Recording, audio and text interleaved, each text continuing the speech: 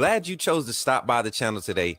Just wanted to give you an opportunity to really become a part of this community here at the Coach Smook Network. We like to call ourselves the AAA family. The AAA stands for authenticity above all. We just want to give you an opportunity to become a part of this community because we're growing and we're doing something special here as a fan base, not just for Alabama, but the fan community as a whole. We're creating an environment where it's safe to be yourself, be authentic, and meet people who share the same passion you share, whether it's for the same team or not. You can do this by becoming a member of the AAA family. You simply start by just clicking the link provided to you by one of the moderators in the chat, or it'll be pinned to the top of the chat. Click that link, it'll bring you to my homepage. When you get to my homepage, make sure you hit the notification button and turn on all notifications. Understand that there are multiple ways to support the channel, and each level has its perks. You can go through and read each perk. As we continue to grow, new perks will be added to each level. One thing we would like to highlight that all AAA members are greatly appreciated. It does not go unnoticed that you have taken time and hard-earned money to support this channel. Once you join, YouTube is going to ask for some payment information, and make sure you monitor your subscription dates. Also, if you really want to get interactive with the community and find out what's going on, think about joining our Discord family. This is where you can get into all the fan talk of the community, and also there are networking opportunities. Please be mindful that there are rules and that we expect everyone to treat everyone with respect. Also, if you're looking to partner with Coach Smook Network or sponsor, please hit us up at coachsmooknetwork@gmail.com, and our staff will get back to you in a timely manner. I'm your boy Coach Smook of the Coach Smook Network, and I thank you for supporting this channel.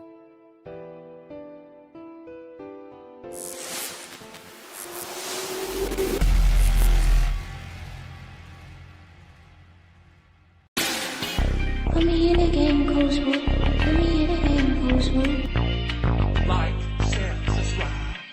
You know we keep it live. Put me in a game, Coach Smook. Put me in a game, Coach Smook. Put me in a game, Coach Smook. Put me in a game, Coach Smook. Put me in a game, Coach Smook. Put me in a game, Coach Smook. Put me in a game, Coach Smook.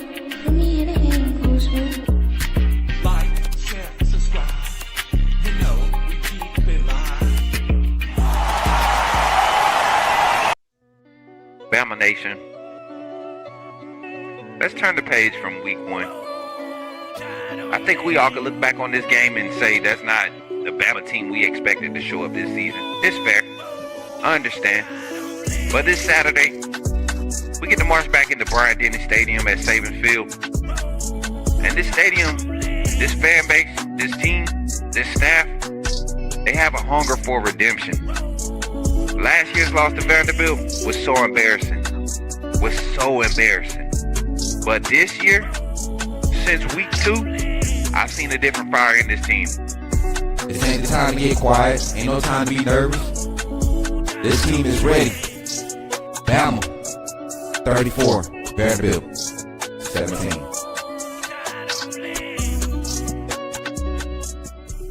Roll Tide only.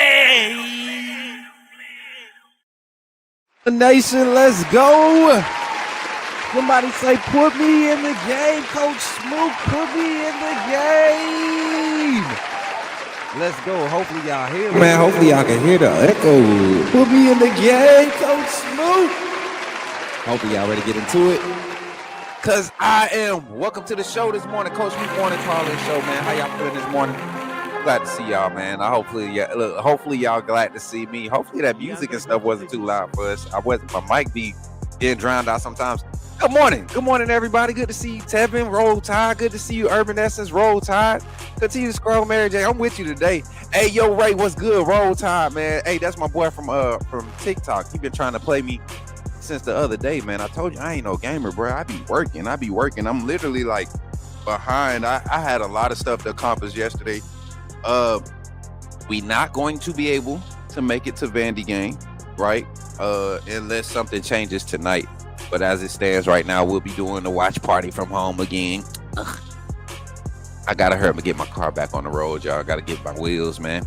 With like, what's up, Greg? Good to see you, man. Roll Tide, Antoine. Good to see you, Roll Tide, Kyle. We about to be smoking on that Vandy pack. You already know me, yo. I'm about to say we smoking on that Vandy pack. We smoking on that Vandy pack. Dylan Durham, good morning from the road heading to Montgomery. What? What you stopping in Montgomery for? Pull up on your boy. You already know where I'm at. You already know where I'm at, Dylan. You already know where I'm at, Dylan. Pull up on me. Pull up on me. Somebody said, somebody. Lolly boys. Pull up on me. Pull up on me. Let's go, chat. Hey, how y'all feeling this morning on TikTok, man? I'm in a good mood this morning, man. I woke up and got my workout in. I woke up at 4 o'clock this morning, believe it or not. Some of y'all be waking up at like 5:30, 6 o'clock. That's when my body gets me up, you know. But like when I want to get up and I want to challenge myself, 4 o'clock, 4:30 is that time frame. GPB, what's good, family? Tapping in on that Kick side, man. As y'all can see the different icons, man. If you tapping in on Kick, we live on Kick, we live on YouTube. We can't pop up Twitter. Oh, we can't pop up Twitter when Twitter comments, and then TikTok, black out. We can't pop y'all up yet. Y'all better work y'all deal out. TikTok, I need you to work this deal out with Stream, y'all. I'll be your first ambassador. I'm probably one of the few that do a morning call-in show live on TikTok. And I don't know why I said that, because I'm about to turn this thing on next weekend. There's gonna be a whole bunch of different creators trying to do the call-in show on TikTok now. But it's okay. We're trailblazers. We'll be that. I got family I gotta stop in and see before tea time. Hit me up, Dylan. You playing, you talking, but you ain't hit me up, bro. Hit me up. Roll Buckeyes roll. I've been up since 6 a.m. driving a semi. Katie, I don't truly believe you drive a semi. Like somebody gave you. Hold on, time out, chat. Somebody gave Caden a license.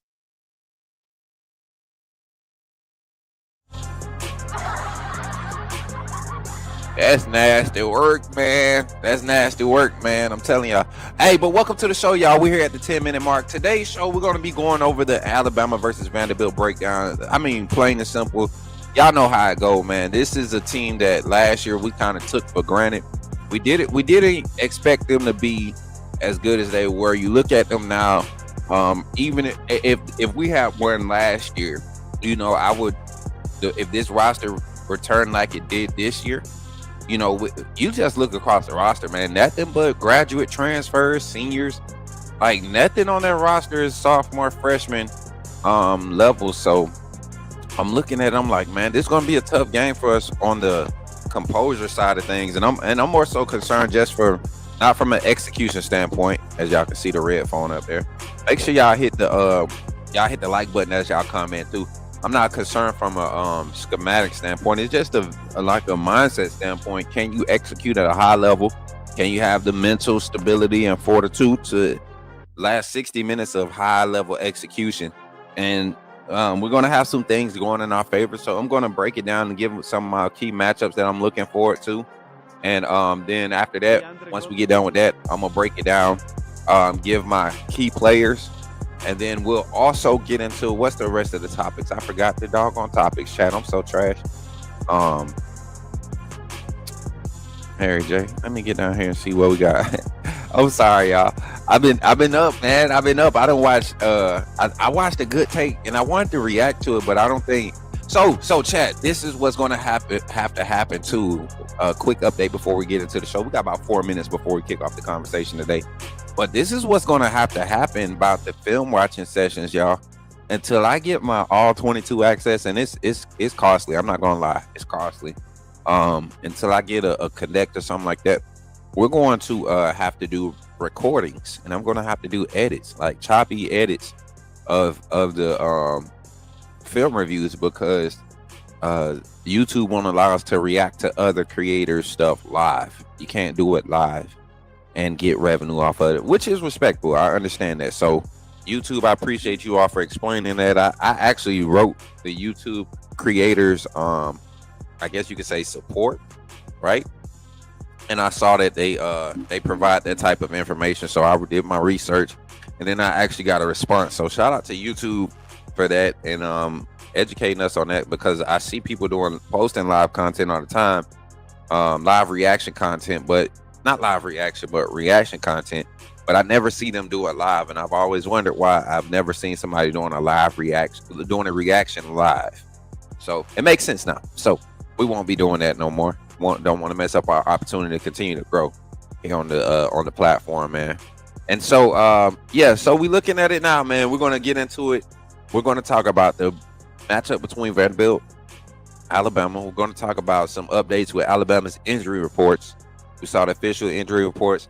Might have another guy that got dinged up yesterday at practice. We're gonna talk about that today, and then we'll get into we're gonna update you all on our FairWeather Fan tracker, man. We haven't had much action. You know, Alabama's winning right now. So you're not gonna get much FairWeather Fan action. Everybody's kind of hiding. They're mingling, and they're in the brushes of the true fans. They speaking that real talk. They talking that talk. They supporting the team. They down for whatever. Kalen DeBoer is good. We just need to fix one thing on defense. Kane Womack is doing better. All of this stuff. So I'm telling y'all, man, this FairWeather stuff, it's real. It's so volatile, right? It can be up one day and be down the next. It's not it's cancerous, but at the same time it's curable. And sometimes what is the proper doctorate term, right? What's the for a temporary disease? That's what FairWeather fandom is. It's a temporary disease. It doesn't stay. It's not permanent. It's just temporary. That's what FairWeather fandom is, and it's amongst the Bama fan base. So we'll dive into that part in our FairWeather Fan report today. Just give y'all a little comedy on today, and then I think we might have a prank phone call. We got a phone call segment in the show too. Don't forget at 8:45, and let me know if these text messages go out at 8:30. Chat, if y'all get these text messages at 8:30, y'all should be getting text messages saying that we're going live. If you're a freaking caller, I think I got how many set up? I think I got 6 of them set up, chat. No, 15. I got 15 set up. So we should have like 15 people get a text. If you want to get added to that text, I need you to email coachsmooknetwork@gmail.com and say, put me in the game, coach, with your phone number and the name that you want presented on the network when we do the call in. So like Zach, if you want your name and stuff saved and you want to receive the text when we're getting ready to go live, or the time that we're going live for the call-in show for that day, send it to the network Gmail. We got this AI chat support thing that we're trying to utilize now. So I'm gonna see if it worked good. We're gonna test it out. We get to use it free for 60 days. So y'all just let me know. Okay, what he said, remission. Sometimes it comes back. Oh yeah, remission. Yeah. That's what happens. FairWeather fandom. No, remission is like, yeah, the return of it. But that's after. I gotta find the term, y'all. And then what's Caden talking about? Caden says, Smook, I verbally destroyed Jackson and Jeffrey last night.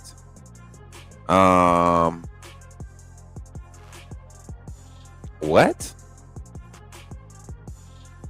You really think that you did what? How did you? And I mean they're not confrontational guys, so I believe you feel in your brain you might have got over on them, but I truly doubt you did. We've had a conversation before, and it's not much that you say that really sparks true conversation when it comes to football. Maybe if they got sucked into one of your conversations about just some random stuff that don't make sense, but when it comes to football and your Ohio State Buckeyes, you're not even from Ohio, buddy. You lied. We're gonna run a background check. We already did our background check on you. We're gonna put your background out there. Let me stop. We ain't gonna do that. But hey, we appreciate y'all. Caden, appreciate you for hanging out, man. You know I like picking at you, man. Appreciate you for coming in and being our resident troll, man. You like you're the most random troll. Like, I understand the Texas troll that used to come through. He don't even come through no more since Texas been losing. Hey, time out. Let's stop the music before we jump into the show. We at 17 minutes. Chat. I got a question.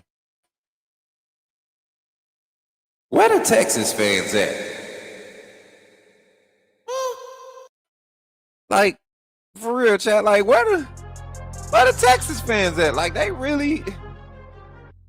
You think they've been more focused on their podcast now that the season to start? They had all this hype coming into the season. I get it. Y'all kept listening to them expert analysts that work on these big networks, RM3 and 247 and all them talking about, you know, the top quarterbacks in the nation. And I told y'all, the boy had some growing to do. He really a true sophomore on the field. Well, we're not going to talk about that. We're talking about Alabama Vandy this morning. All right.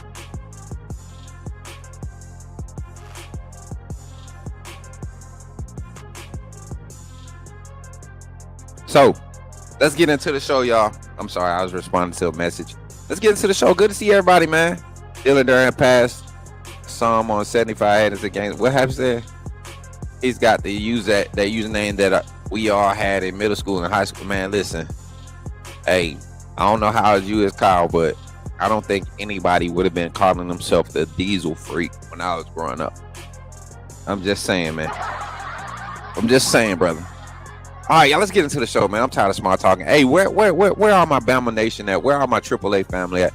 I want to see y'all get active in the chat this morning. Continue to like, continue to share. We're at 12 likes on the YouTube side. TikTok, continue to tap that screen. Y'all know how we do, man. Tap that screen, show some love. Make sure everybody is alert and knows that the Coach Smook call-in show, the college football call-in show, is live right now on YouTube, Twitter, Facebook, TikTok, and Kick, and Twitch. Appreciate y'all for being here. Let's get into the show, man. I think I want to go to the studio for this one, man. Let's do it. You're talking about Jalen Milroe and the Pips? The perfect weak side linebacker, right? Put him next to the mic. Not going to take us a lot of time, but I want to say that I'm excited about what. Okay, forgive me, my brother. What's on your mind? Oh, I'm good. I'm just still sorry for all the other content creators now that we have this mega star back in our presence. Go! Come on, y'all. Give it up one time for the AAA family. I appreciate y'all for tapping in, man. Y'all really been hyped this morning, for real. In the chat.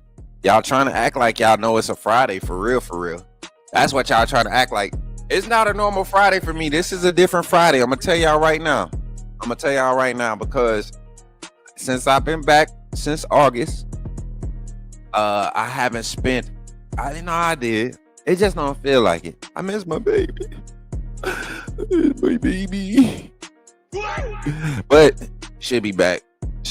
I'm enjoying her birthday this weekend. Her birthday is tomorrow, so we'll definitely be celebrating. I'll be calling and telling her happy birthday while she on her vacation, having fun, doing what she deserved to do. Y'all make sure y'all tap in tomorrow while we live. Wish my baby a happy birthday. Well, other than that, let's get into the conversation. Alabama versus Vanderbilt. Y'all know what I like to do. I like to pull up the ESPN score predictor, fan predictor, all that stuff, and just look at how much BS they put out there. But then again, I'm not gonna lie, man. This is for the first time in a long time. I've sat back and I've watched some other content creators or shows. Let's say SEC final. I finally watched that for the first time in so long. And I'll say this, man. We had some very unbiased and realistic takes when it came to this Alabama versus Vanderbilt matchup. Oh boy, I was like, what in the world? Where did that noise come from? Could y'all hear that? That was weird. But right now the spread is Alabama at 11.5, which is pretty solid because it started off at 14. And looking at how Vanderbilt has played, looking at their opponents and how their opponents' win-loss record is shaping out, Vanderbilt is getting a lot of favors, saying that they got Utah State's best punch, and Utah State is not a pushover team. I don't believe they are. And then South Carolina. I don't think they're factoring in. Well, I'll say this: South Carolina game, when Lenore Sellers went out, the score was 14-7 in the first quarter. No, it was 10-7, I believe, in the first quarter. South Carolina's offense was struggling to move the ball, but they did score on that second drive of the game. But the defense was holding up. Pavia and that offense didn't start having their way until the second half. They started seeing some injuries, some guys go down to some small injuries. So I'm not sure what to think of Vanderbilt as far as playing against SEC level competition right now. I don't think it's been one of those things where they've played a complete team in South Carolina. We knew what South Carolina was coming into this season. Kind of rebounding. We thought they were going to be able to start fast. Didn't think they would drop it at home against Vanderbilt, regardless of the type of. And we all talked about Vanderbilt's roster coming into the season and how much experience they had, right? We talked about how bringing back Pavia and bringing in some more explosive weapons would make them a real threat and a team to be respected. That's why last year when we lost to them, I watched that game. It wasn't the fact that we lost to Vanderbilt. We lost to a good team and we played a bad game and only lost by 5 points. That's what I was mad about. That's what I was disappointed about. I was mad that Alabama went out and played a good team in Vanderbilt, which was a good team at this point last year. They were turning the curve. They were in a lot of games, man. They were in their first few games. They were 2-2. They were in those games, though. They were turning the curve. Their offense was starting to pick up. You got to remember, they had just brought in a new offense with the new coordinator, Tim Beck. They brought in Pavia with that was familiar with the system. They brought in some offensive linemen from New Mexico State, some guys that played in the similar system in different spots. They just put together a good collective group of guys, not a lot of big name guys either. And they brought it together and they were able to mesh because of their maturity. You're talking about 22, 23-year-old young men out there being asked to do a job day in and day out. And a lot of their players aren't even taking classes like in class right now. They're waking up, they're clicking something on the computer, and then they're going to their workouts. That's why Vanderbilt looks like they look, man. They have, 74% of their roster is juniors or older. Juniors in the classroom or older. So you got a lot of time for football, a lot of time for film study on your own, right? So this team is going to be prepared, and we're going to have to see a high clip and execution. Let's break the game down. We see the spread at 11.5. Dylan, I saw your comment. You said it's up from 10.5, which I'm telling you, people are starting to notice some things about Alabama's fronts. Even though we're not getting crazy amount of sacks, this defensive line is coming together. Quay Russaw being hurt is going to be an impact, but I'm curious to see what Nakai Hill-Green, Deontay Lawson, Keon Keeley, Kelby Collins, what that rotation of guys will be able to do at the Wolf position, because Yanzi Pierre, I don't think he's a 40-rep guy right now. With his experience, I think he's more so the 20, 25. I think Lawson could get out there. It gives you a chance to have Lawson, Nakai Hill-Green, and Justin Jefferson on the field at the same time. More veteran-type guys, skill set similar. You're going to need a guy spying the quarterback off the edge anyways. Why not have a Lawson, somebody that's going to be able to move in space? Not asking him to decipher a lot, really just key point the quarterback. You get the quarterback. I think he's fast enough. Or you could put Jefferson in that assignment, let Lawson be that weak side linebacker. I need Nakai Hill-Green at the mic, though. Making the calls, making the first reads, being the pin guy, the point man in attacking a lot of these gaps and these run blitzes that we're going to see Kane Womack trying to call. So, Jamal, what's good, man? Roll Tide, good to see you over there on the YouTube side. TikTok, what y'all got going on? Let me see. I'm trying to share the screen, but it won't share for me, chat. Let me see what's going on. Are we okay? We're good. We're good. We're here. We're here. We're here. We're here. We're here. We're here. All right. All right. All right. Let's see. I got a new camera view for y'all too, man. Let me see how it's gonna look. Let me see. Do this one look better?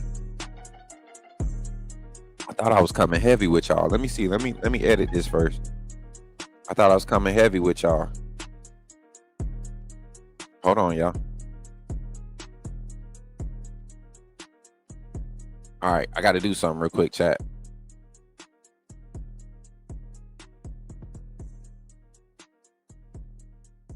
I don't see it. Oh, well. All right, we'll fix it later. We'll just go here with it. All right, let's go. ESPN, 11.5 total, 55. Over or under on that? What y'all taking? I'm taking the over. Even with my score prediction, let me see. I said 34. Alabama 34, Vanderbilt 17. I'm not going on over. I think both defenses kind of show up this game. I think Alabama just able to make a lot more explosive plays. Vanderbilt's defense to me has not been tested with a real threat in the offense. And I say this, y'all see the matchup predictor. I'm not feeding into that. I think Vanderbilt plays us a lot closer than a 75% advantage type of game. Meaning, I don't think we control the game for 3 quarters. I think it's a battle going into the third quarter. You see a few plays made in the third quarter by Alabama at home, being able to seize a few momentum plays. Jumping out early, I think we see an early shootout, though, like a 24-21 type half. And then you see or 24-17, 24-13 type half, where the scores happen so fast early in the first quarter. You see it drawn out in the second quarter, third quarter. I might have to change my score prediction because I think Vandy will score 21 on us. I think Vandy has the potential to score 30. The way that Georgia ran the ball against us, if we don't fix our perimeter woes, I think Vandy will capitalize on perimeter run game, and they'll be able to make a few because they got a little bit more speed on the perimeter, and they block a lot more better up front. They block way better up front. There is 24, 25-year-old men out there. You got to expect this. So I'm not making no excuses. I'm just saying we can't expect, just because we handled Georgia's front, we can't expect to handle Vandy's front the same way. So we're at the 30-minute mark. We're walking into the 30-minute mark. I'm going to get into my game analysis. I'm just getting us settled in for this matchup. The over and under is the over and under is 56 and a half. I'm taking the over. I'm gonna take the over because I think this could be like a 38-24 game, Bama, or 41-27. Like I really think Vandy can go about 3 for 3 possessions with Bama in scoring. Their offense is pro style, right? As far as execution, they do a lot with the eye candy misdirection. Vanderbilt can give us some problems. We got to be locked in this week, chat. I'm not scared. I'm just saying this is a realistic projection right now. Let's get into this conversation about, I got my backgrounds messed up, y'all. I'm supposed to be like that. We in the studio, but we upstairs at the studio. I'm sorry, y'all. But so let's get into the conversation. Let's get into it. Let's get into the matchup. I want to look at rosters first. I want to break down rosters. Let's look at matchups. Let's look at personnel. Let's look at the rosters. Let me pull up the Vanderbilt depth chart, and I want to talk about some of the things I've seen once Vanderbilt gets into a rhythm and some of the personnel that they're using. And also, I'm going to go ahead and pull up their stats, too. Let's open that. Let's get these stats up. Let's talk about Vanderbilt's offense. You know, a lot of people talk about, you know, the read option and how it works. But let's talk about the totality of what their offense is. And I'm gonna be quite frank. I'm gonna be quite honest right here. If you take Diego out of the game, and I'm not talking about injuring him, if you interrupt him, I want y'all to listen to me. If you interrupt Diego, not stop him, you just interrupt him. I was watching them play against Utah State. There's about 5 or 6 plays in that game where he just makes a crazy play, right? Off schedule. They thrive off schedule, first of all. They thrive off schedule. But if you disrupt them in any type of way, you disrupt the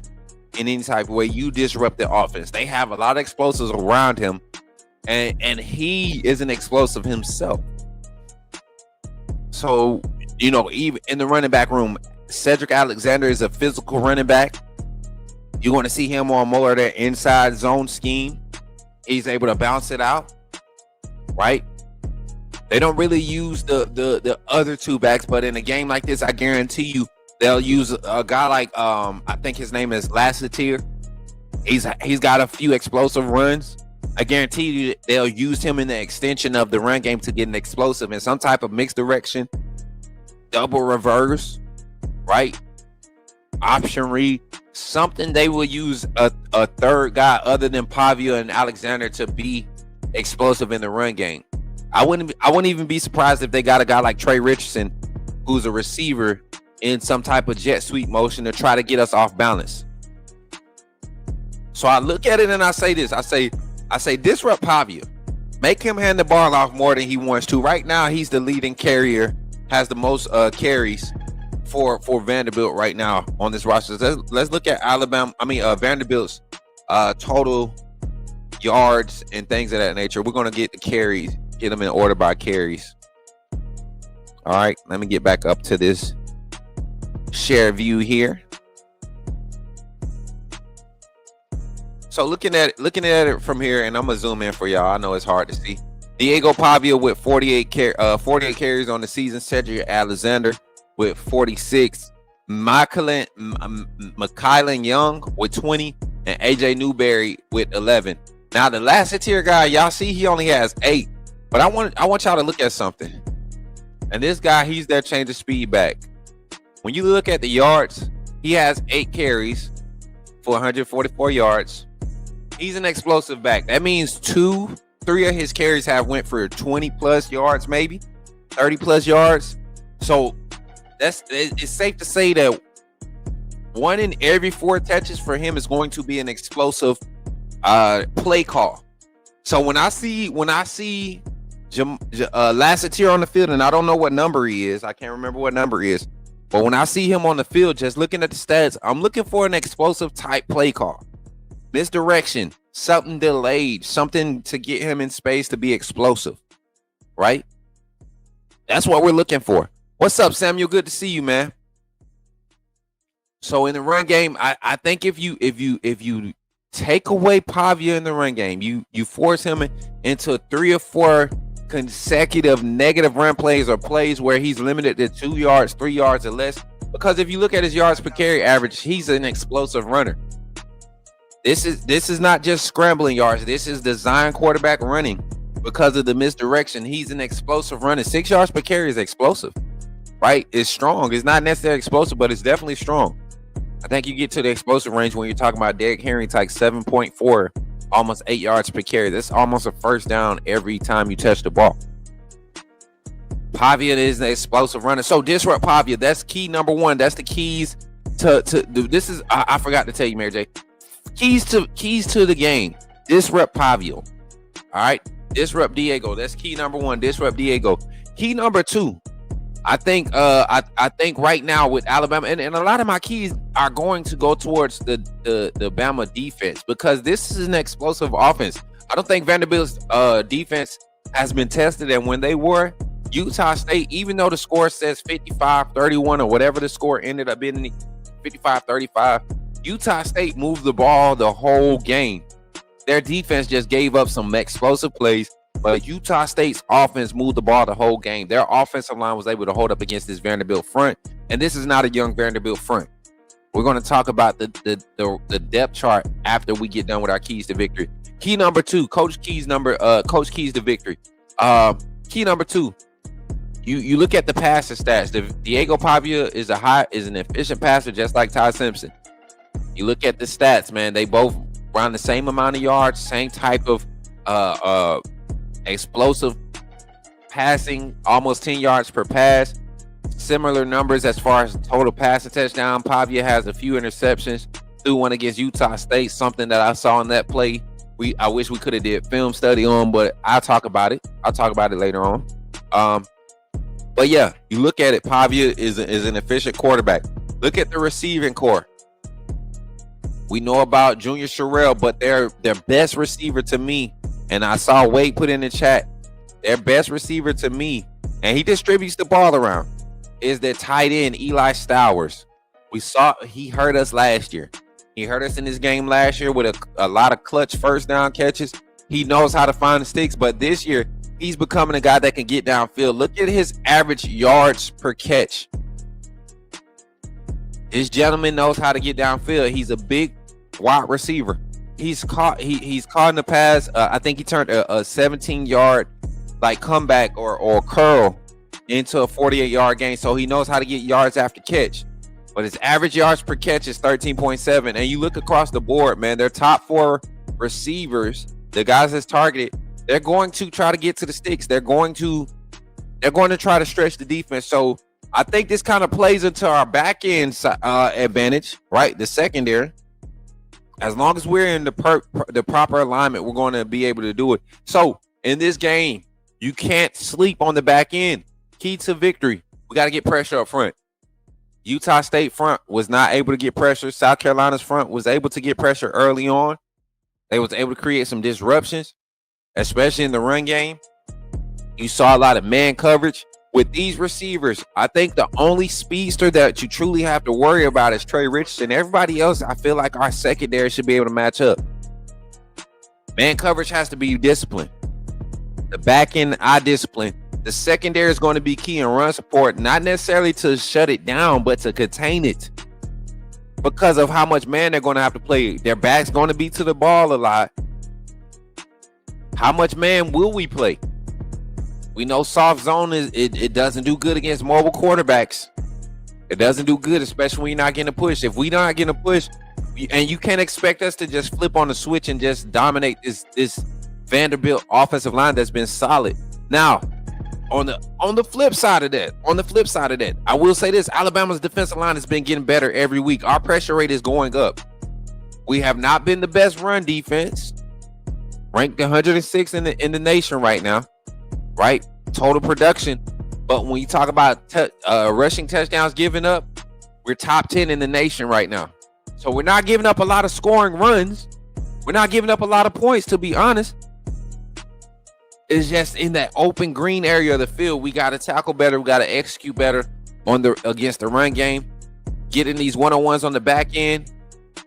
The eye discipline has to be there. Key number 2, eye discipline from the second level. Key number 2, eye discipline from the second level. You're going to be throwing in a lot of men. Diego Pavia is seeing the field good. He's going to see those mismatches. If you miss a step, he's going to be able to create some these receivers. They're going to be able to catch the ball. They're very efficient in catching. They don't have a lot of drops, something that Alabama has been dealing with. And hopefully we'll be able to fix it over the next over this game. Being at home, being a lot more comfortable, should be able to fix that drop situation in our wide receiver room. It's really only one wide receiver, to be honest, and I'm not going to keep saying his name because I've been accused of picking. All right, and then also the Mary J said, watch running back Trey Richardson. That he's actually a wide receiver. That's why I was saying they use him a lot in the explosive and the jet sweep run game. You'll see him line up in the slot a lot. He's explosive. He's one of their speed guys. Last year's number 42 is 41. Number 41 explosive plays. Are you asking me? I'm trying to figure out what you're saying, Mary J. Here he is right here. Yeah, number 41. That's him. Number 41, the running back. Yeah, that's him. Little short guy, speedy guy, man. Him and Trey Richardson. See, you want to see? I don't think Lassiter is going to hurt us in the pass game, though. I think where he hurts us at is that misdirection run game, coming off of those jet sweep motions, those Orby motions, coming off the RPOs. Getting the defense on their heels. Once we start getting on our heels, if we start getting on our heels, that's when we're going to see this defense start to get hurt real bad. We got to be aggressive, even if we miss on some plays. Hustle, make the play. Stay aggressive. Got to stay aggressive. Got to stay physical. Got to stay aggressive. And the final key, so we can get into this phone line, man. We get into the 45-minute mark on the show. Want to have the phone lines open up by 9 o'clock so we get that last hour of the show on the phone line and clipped up. It's gonna be a fun show today too, man. Last key to success. We have to limit the explosive plays. You have to limit the explosive plays. And I told you all my keys were mostly for the defense. I think the offense right now is performing at a clip. Yes, we saw a scoreless second half against Georgia, but we also saw another second half with no penalties offensively. We had 0 penalties in the second half against Georgia. 0 penalties against Georgia in the second half. But we have to limit the explosive plays. Again, I go to some of the long receptions against for this offense, right? 48, 30, 40, 53. Those are all explosives, right? I look at some of the long runs from this offense, right? You're talking about a guy that's averaging 6 yards a carry. His long run is 33. He's not just scooting 4 or 5 and sliding. He's running. You're talking about a 62 yarder, and I'm guarantee you that's Lassiter. Oh, that's young. A 62 yarder. He can break out. Lassiter again, like I told you all, 48 yarder. A guy that can break out, 43 yarder by the backup quarterback. Like they just get explosives. Their offense, Tim Beck and that offense create explosive plays if you're not disciplined, if you don't have eye discipline. So limit the explosive plays. We have to limit them. Oh yeah. When 41 and 6 are on the field, that's what I was saying, Mary J. When 41 or 6 are on the field, watch for some misdirection explosive plays, because Trey Richardson is not the best receiver. You know, they're going to do some things to try to get him in some crossers and get him out on some out routes to get him in space, some vertical concepts, but he's not the best wide receiver, which is why they use him a lot in the jet sweeps. And then like I said, with Lassiter, look for some misdirection to come off of that. So with that, chat, we're going to jump into our phone call segment and get y'all on the phone line, man. Give me y'all thoughts on this game. We can continue the conversation about the breakdown and everything, about the offense versus the defense. I want to hear your thoughts on Alabama side of the ball. I told y'all what our defense needs to do versus their offense. We're going to talk about our offense versus their defense. I feel like we got the matchup in there, our offense versus their defense. I'm not saying that we're just going to blow their defense out the water, but I think we're more prepared this year because of the way our offense was able to put points on the board against them last year with Jalen Miro and his struggles. We missed a lot of opportunities on the offense last year, and we turned the ball over, something that Ty Simpson has yet to do for this offense. As a matter of fact, have we seen a fumble outside of the Ryan Williams fumble? We haven't seen a fumble. So the only turnovers and the big drops have come from Ryan Williams. That's crazy. We'll talk about it on the phone. Now, let's get into the conversation, chat. I'm ready to hear your thoughts. 334-625-1121. Get on the phone line. Say your name and put me in the game, Coach Smook, and we'll have a conversation. Let's do it. Somebody put it in the chat. Say, put me in the game, Coach Smook.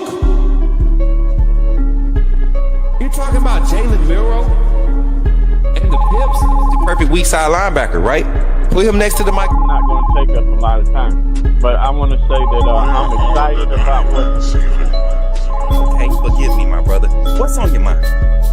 Oh, I'm good. I'm just still sorry for all the other content creators now that we have this mega star back in our presence. Hey, chat. Uh-oh. Let me know if y'all got that text message. I don't think it went out. Because I don't see the little thing popping up. So if you didn't get the text message, it's all good. We live now. We still on the phone line. 334-625-1121. It's Friday morning, chat. Don't have your boy waiting around. I will get out here and go for another jog. I told you I went jogging yesterday, and it felt good. Took the dogs for a walk to the store. They did real good. Proud of them. Listen. Oh my goodness. And what's crazy is, chat. I haven't fully trained my puppy Boss, but he's picking up so well, and I've only been around Diamond for about 3 months now. So she doing real good. What's up, MJ? Good to see you, man. Put you in the game. Jump in the game, man. Phone line open 334-625-1121. Appreciate all the likes and the content and the shares over on YouTube, man. We got 17 likes. Let's get up to that 25 like goal. 34 in the chat. Show some love, man. Show some love. Continue running likes up. And then as we get in the likes, don't forget, man, there's opportunities to donate to the Coach Smook Network through super chats or direct donations. We have Cash App, which is up on the screen now. The QR code should be at the top. I don't know which side. Is it the top left or right for y'all? Nobody told me last time. Top left or top right? It's up there. That's the Cash App. We're going to leave that one up there. And then we also have PayPal. And if you have Venmo, we don't have the Venmo QR code up yet, but you can Venmo at Coach Smook Network. Anything that you send and your support is greatly appreciated, y'all. Continue to run the likes up on YouTube, man. We got 36 in the chat. Hit that thumbs up button. And then on TikTok, continue to tap the screen. We done had 20 new viewers come through. The new dashboard on TikTok is kind of confusing. It's just confusing. Jesse Williams.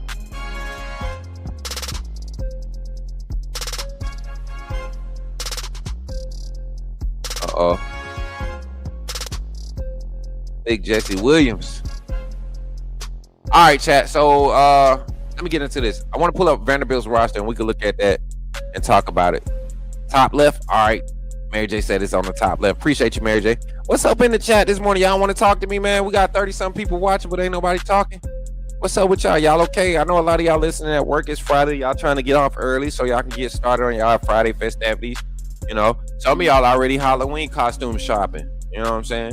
Costume shopping. So y'all can still talk to me though. 334-655-1121. Let me pull up this Vandy roster real quick, chat. And we're live on Facebook too. If you're on Facebook, don't forget you can react and I'll see your reaction. You can drop comments and I'll be able to talk to you, see your comments and show you some love. Let's look at this Vanderbilt depth chart though. I want y'all to look at what I was looking at coming into the season. And this is quality. When you're able to do something like this, right? When you're able to go into the portal and rebound like this, when you see the gold, so you'll see two different color coats on this thing. You'll see blue and then you'll see gold. Blue was guys that was already on the roster last year. You might see transfer next to their name, but they've been with that roster for at least a year, right? Look at the Vanderbilt's first two levels, first two spots on the depth chart. You see a junior and junior Sherrell. You see Martell Height, he's a junior, right? And let me know if the music's too loud. I feel like the music kind of loud. Y'all let me know if the music too loud, if it's cutting the mic out. Are we good? We good with the music? I feel like we good. We might be good. All right, junior Sherrell, a junior. Martell Height, a junior. Trent Hudson, a redshirt senior transfer. Listen to what I said. Redshirt, meaning this guy is in an extra year, so whatever he is next to that, add a year of how long he's been in college. So a senior is in school for 4 years. You have to be in school 4 years to be classified as senior, right? He's a redshirt senior transfer. So 18 plus 6 or 18 plus 5 is 23, right? Then you got Trey Richardson Jr., a junior transfer, a true junior transfer. So that means he hasn't had to lose any eligibility. He hasn't had to take a red shirt. He's a junior transfer, first year on the roster. Three years in collegiate football transfer. A graduate transfer at left tackle. A red shirt junior transfer. So a senior transfer in his second year with this scheme in Cade McConnell. A graduate transfer in Jordan White. A graduate transfer in Chase Mitchell. A graduate transfer, and Chase Mitchell is in his second year with this roster too as a graduate transfer, right? A graduate transfer in Bryce Henderson. A graduate transfer with his second year in Eli Stowers. Same with Diego Pavia. And Cedric Alexander is the only guy that was actually recruited by Vanderbilt. But look at the backups. Look at the backups. You're talking about experience there. Sophomore transfer, second year guy. Talking about more sophomore transfers, junior, sophomore, redshirt sophomore is really a junior, redshirt senior. O-line, just a lot of depth at the O-line, a lot of experience, a lot of veteran guys at the O-line, right? Richie Hoskins, a wide receiver. Another guy we can't let get loose, man. He's a possession guy, but is shifty in the open field. Can't miss tackles against this guy, right? Big Frank says no turnovers for the Tide. Hey, Big Frank, call into the phone line, man. I want you to explain. I gotta stop the music and everything. Big Frank, where you been at, big dog? We gotta talk to you real quick. Somebody, I gotta stop the music. Hold on. Where's the? How do I stop this music, chat? How do I stop? Where's my thing at? Where's my music? Frank, where you been at? Let me just stop it. I was trying to do something. Frank, where you been at, dog? I want you to tell me something. Because me and you had a big debate. And I want you to call in. I need you to call in. You're in the chat. Don't go running and hiding. I see you in the chat. I'm talking to you now, Frank, buddy, old pal. And we Bama. We family, right? Family have some disagreements, right? And I need you to explain something. What was all that crazy noise you kept talking and running in my chat about Ryan Williams being the top receiver on the team and he wasn't wide receiver 3 and he gonna be the biggest wide receiver this season and He gonna have the biggest game against Georgia and whatever else you said. He was gonna have the biggest game and all this stuff. And what's up with all that noise? I need you to explain that. I'm gonna give you about 45 seconds to respond before I start going in. Let's get back to the conversation. I'm sorry, Chad. I thought Frank was gonna be able to, reply, but he ain't saying that right now. So we're gonna see. We're gonna see what you got to say, Frank. Cause I need some explanation. I need some explaining, right? I need something from you. Just be accountable right now, because you was real adamant about that. It kind of made me feel a little disrespected. Like you was insulting my ability to evaluate the football, the game of football, especially the wide receiver position. And I felt insulted. And I wasn't disrespecting Ryan. I was just calling out what I saw in spring camp, what I saw in fall camp, what I saw from last year, what I saw against Florida State. And you just, okay, but I'm gonna let it go. He hurt my feelings, chat. He hurt my feelings, chat. I'm just saying. Shout out to the Big 33 in the chat on YouTube. Continue running likes up, man. I appreciate y'all. My guy said, Kaden said I don't want no smoke. Kaden, you right. I don't want no smoke. Whatever you got as far as smoke, I don't know. I don't want it. I don't want it, Kaden. Whatever you got, I don't want it. I promise you. Britt says, come on down. The price is right. Britt, I don't know what's up with him, man. Don't nobody want to call in on the phone line. Where's Zach at? Oh, I know where Zach at. He was up all night with them boys on Voice of College Football. I told him about I told him. Arguing with them boys. They don't speak our language, Zach. I keep trying to tell Zach. Them boys do not speak our language. Hold on, chat. You know what? I'm so sorry. Chat. Call back. I'm so sorry, chat. Call back. My bad. I had to turn the phone line off because of Kaden, old lame self, yesterday calling in. Listen, Kaden, what are you calling in for? My fault, chat. It's on Do Not Disturb because of Kaden. Call in, man. My bad. I don't got no missed call. I'm looking at this number pop up, and I'm like, why does number keep piling up? 256. You can call back. And I know who 614 is now, man. Go ahead and call, man. God, leave. My fault, y'all. L Coach Smook.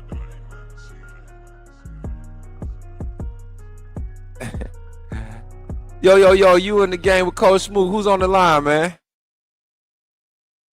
What's up, Jay? How you feeling this morning? Y'all give it up for Jay in the chat. He in the game with Coach Smook, man. Talk to me, Jay.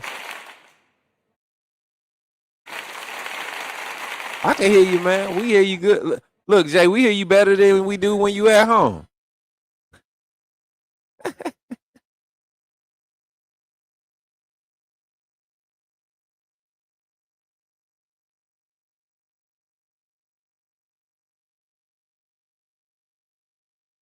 These younger guys a chance, is hungry. And I really think that some of those guys that don't want to hit need to be replaced. We need somebody to set the edge. Bad. Yeah. I mean, especially playing Vanderbilt with the quarterback that they got, we need somebody to set that edge so those running backs cannot get to the edge. I think we can pretty much contain them on the inside. But that edge, once they get loose, that's where the explosive plays are coming from, on the edge. Also, I feel like the secondary, man, I don't know what they're seeing in Xavier Brown. I mean, he looks like he don't want to hit, come up and hit. It don't look like he's in the right position. I don't know, man. I don't know. I don't know. Maybe I'm seeing something different. I'm going to tell you like this, man. I've said this since we've gotten him out the portal. Cam Calhoun is our best man-lock corner. That's with Damani Jackson on the field. He's the most complete DB. He's going to come up and be physical in the run game. I mean, playing at Utah, they strived and they thrived as a defense because they knew how to play team defense. I'm seeing a breakdown in our defense in spots in the game when we're not playing team defense, meaning Guys are trying to do somebody else's job. When if you did your job, it opens them up to do their job. And then and I'm gonna call out one play in particular. There was a play where Georgia bounced off to the outside to the right. You know, the formation, they went unbalanced. The weak side, Damani Jackson was the weak side corner. His leverage, he was in the right pre-snap alignment. Yanzi Pierre and Nakai Hill Green, I believe, was in on this play. When they flowed to the run game, they were playing inside out like they were supposed to. If Damani Jackson just maintained outside leverage, and I will say this, Yanzi Pierre got turned off the edge by the tight end, which is not acceptable. You're edge rusher. You don't let a tight end turn you. But if in fact that does happen, you have safety run support, you have linebacker run support, should be flowing and helping. But you only have that flow only works if you have somebody setting the edge, like you said. And Damani Jackson nor Xavier Brown did a good job at it. But I will say this: Dijon Lee is very physical, and I said that about him in the spring scrimmage, not spring scrimmage, but the fall scrimmage, number 2.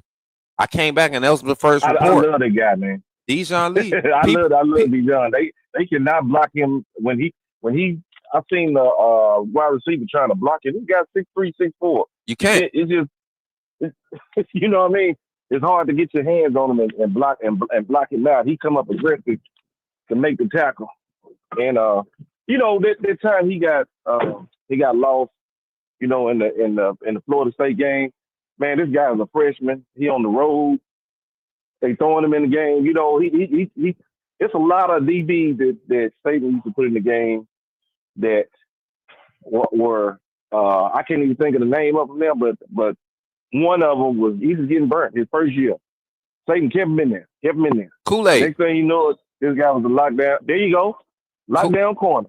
Kool-Aid had that one year. Cyrus Jones. I mean, I could go back. I could tell you a lot of them. Right. Minka got burnt freshman year. That played for the Jets?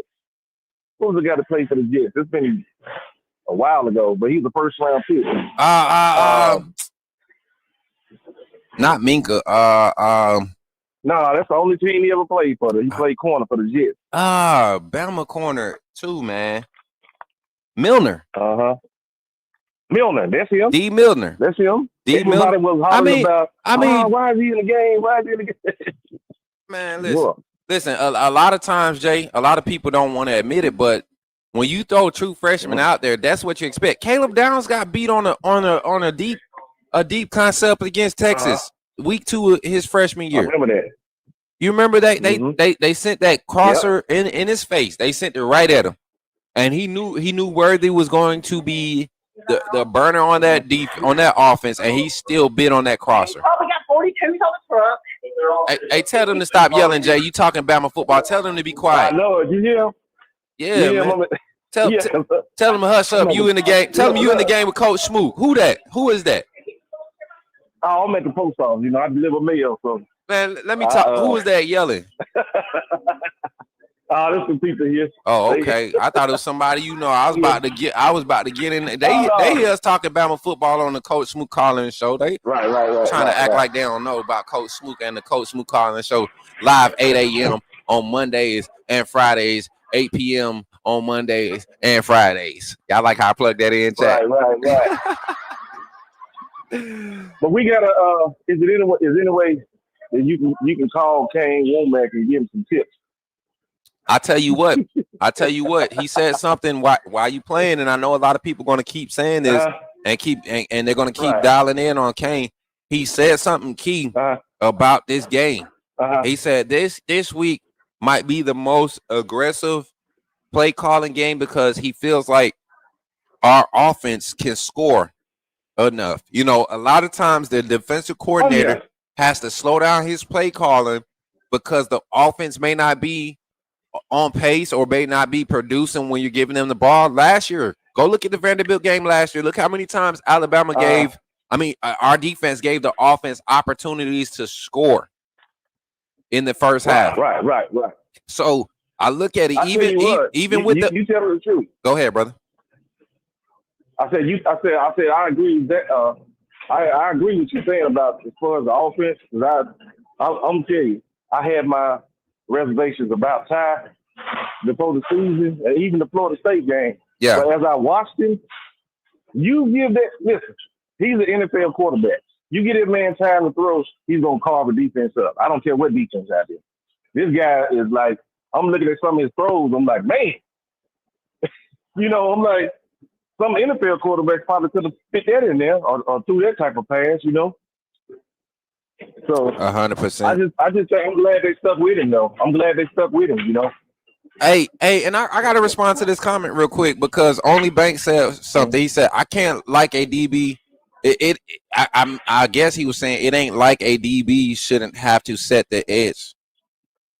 Though that 5 tech should get there. Not necessarily, not when you're the edge containment. You're not setting the edge on the line of scrimmage. We're talking about just edge containment or perimeter containment in the run game in general. It's all about leverage. When you go to attack the run, when the run gets bounced outside, which it will happen because the flow of the game. If they run any side, everybody knows if you run a weak side run, meaning you're running to the weakness of the defense, you're dependent on your flow. You're dependent on containment to make up what's supposed to be their cutback. You're not trying to necessarily cut them off. You're cutting them off at an angle, but you're trying to eliminate the cutback. And in doing that, that's what you call eating up the flow. So the only way you're able to do that is if you are cutting off the boundary.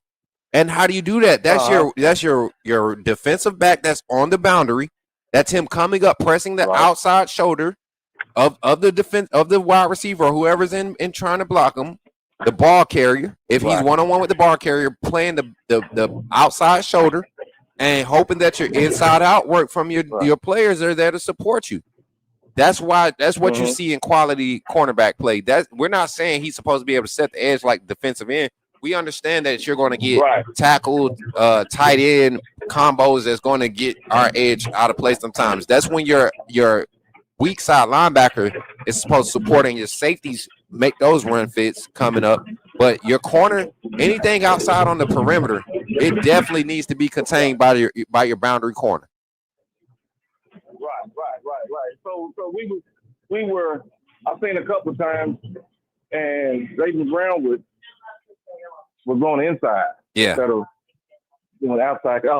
outside containment. He would the wide receiver blocking him. You got to, even if you get blocked, you cannot let that man get on that outside containment because nobody's there. You got to make him go back up so the linebackers can do their job. We were always taught, and I don't know if they teach this anymore because of this new, everything is all about footwork now. I don't know why. But we were always taught, and this is, I keep telling people this, I played in an era where the 28-29 toss sweep was a blueprint of so many offenses, and I played in 6A football in Alabama. So back then we were seeing running backs, 5'10" to 6'3", anywhere from 195 to 235, 245, and so it wasn't like I was ever going to blow them up. So I learned technique quick, and we had a coach, shout out Coach McCoy. He taught us technique early, and Sam Moats. If a wide receiver come up to block you, right, you always use your inside hand to try to jam up off of they outside shoulder. Your inside hand on their outside shoulder keeps your outside arm free. So at any point in time, you need to escape. The only thing he's really got a hold to is the outside or the inside of your shoulder pad or your arm. Now you're getting them into situations where you're putting the referee in a position where he has to call holding. They allow these wide receivers to get up in their cushion and get locked onto them. You can't really call a holding once a guy's locked under your shoulder pads, under your breastplate. You can't really call that. And you see our DBs getting locked up. And I'm not talking about by big receivers. We're not facing against like Calvin Johnson's and Jeremiah Smith's week in and week out. We're talking about just guys just not using proper technique and maintaining the outside leverage. So we got to see that better. I think that's something that we've seen it. But to be fair, we saw this quality containment from the perimeter guys last year. Damani Jackson did a great job last year containing on perimeter. Xavier Brown, as a true freshman, played outside. That was one of his his high points of his freshman year. His ability to run support. Right. I don't know where it's going to, but it's I just feel like you said, Calhoun. Now I tell you what, I like Deshaun Jones. He'll come up and he'll put a lick on you too, man. You know what I don't like about Jones and Sab on the field at the same time though?